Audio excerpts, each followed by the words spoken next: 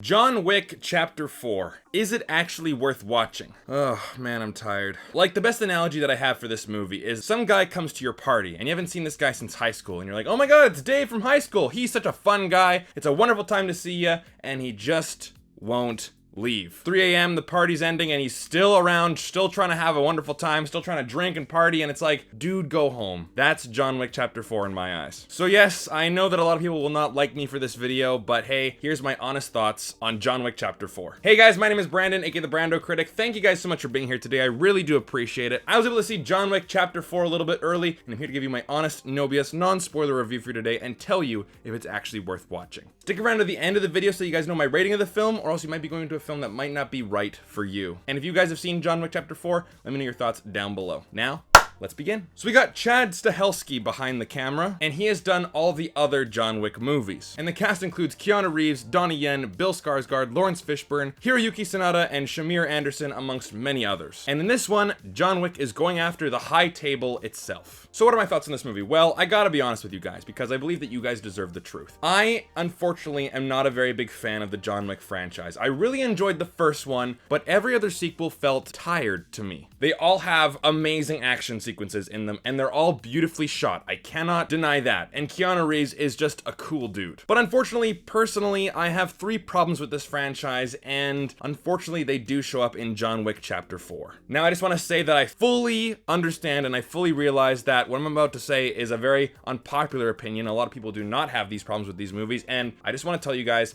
I wish that I was in your shoes. So what am I talking about? Well, number 1, I believe that the premise is drowning because of the scale and the scope that these movies have become. Think of it like a cocktail waitress with their tray, and there's a few drinks on it, and then every new order, aka every new movie, puts more and more drinks on it, and it's getting so hard to handle it all, and it just kind of all falls apart. What do I mean by this? Well, look at the first film. The first film is a quaint little story about a man who wants revenge for the death of his dog. And in the background, he was a former assassin, and like there's this assassin underworld with like currency. It was well told, well shot, perfect runtime, a perfect little action movie. But then unfortunately, I believe that the sequels got bogged down in how over the top and self-serious, and I would argue needlessly complicated it is. You have all the hotels, you have the high table, you have the currency, you have the excommunicado stuff, you got all the rules and regulations, like if you cut off your finger with this, then you can give the ring to this person, then it means you're off this hit list, but you're on this hit list. It gets, I would say, too over the top for the simple premise that it is. And to be fair, it's the same problem that I had with the Pirates of the Caribbean franchise, the Jurassic Park franchise, and, sorry Keanu Reeves, the Matrix franchise. Number 2 is that John Wick is basically invincible. Now, I get it. I want to see an action hero just kick a bunch of ass for sure. But in many movies prior, and just like this one, the final showdown, there are so many henchmen with so much ammunition, so much gunpowder, and I'm thinking to myself, no other action hero could survive this unless he's a superhero, and even then, it's debatable. And for a brief moment in this movie, I thought, oh my god, how can John Wick escape? Oh, wait a minute. He's John Wick. No problem. He'll get out of it. Where's the tension? Therefore, there's no stakes. Therefore, it's very hard for me to really get invested in what's happening on screen. And number 3, the action goes on too long. Now, I will admit, it's extremely well done. It's very creative, and it looks beautiful. I mean, all the neon colors, how it's shot, the stunt choreography, all of it is just top-notch, A+. I can't recommend the action scenes enough in these movies. But they do go on too long. And especially because of what I mentioned earlier, you know that John Wick is going to get out of it. That many times during these action sequences, my brain starts to wander because I'm like, yeah, John Wick is just going to defeat these guys. Yeah, sure, it's fun and exciting at the beginning and it's creative, but then again, like I said earlier, it just goes on so long. And I'm like, okay, I already get it. And because they go on so long, then your brain goes into nitpick mode and you're like, okay, that guy held a punch, that guy held a punch. Okay, if every single person shot all of their bullets at the exact same time, of course they would hit John Wick, but no, they have to wait because John Wick has to win. And I have no problem with John Wick winning. I like John Wick as a character. I think Keanu Reeves is perfect for this role. But even still, I'm like, dude, surely some bullets would have hit you by now. Surely you would have been injured more than you are. Surely you would not be able to survive all of that. And that's the unfortunate part. That's every John Wick movie to me. Now, I don't want to make it sound like I'm complaining about the entire John Wick franchise. I'm not here to do that. I'm just giving you guys my honest opinion about this movie and the franchise. But unfortunately, though, take all those criticisms and put them into this movie and drag it out for 3 hours, almost 3 hours long. Like, that is unbelievable to me. Now, if you guys don't want to kill me right now, I would appreciate if you hit the like button and the subscribe button.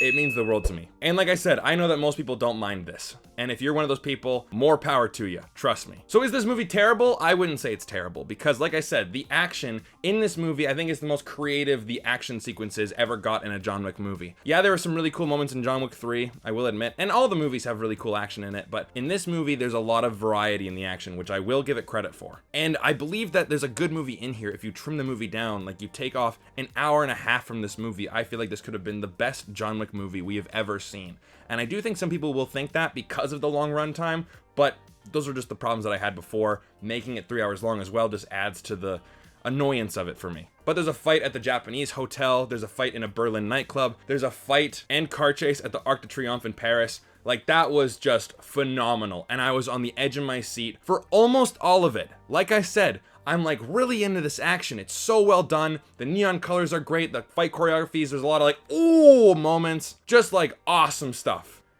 But then it keeps going and going and going and going and going and going and going. But Keanu Reeves does help that out because he is just a likable dude. No matter what role he does, he's likable in it. Even when he's not acting particularly well. You know, have you ever seen Bram Stoker's Dracula from 1992, I believe the year was, with Winona Ryder, the Francis Ford Coppola movie? He is awful in that movie, and yet he's still likable. He still commands the screen even though his performance sucks. Now, I don't think that his performance sucks in John Wick, but he is very, yeah, one note. I'm gonna need a gun. I'm gonna need you to subscribe to the channel. And that's all there is, right? You have a character who is basically just the one note, and yet we're turning him into this epic, bigger than life action soap opera.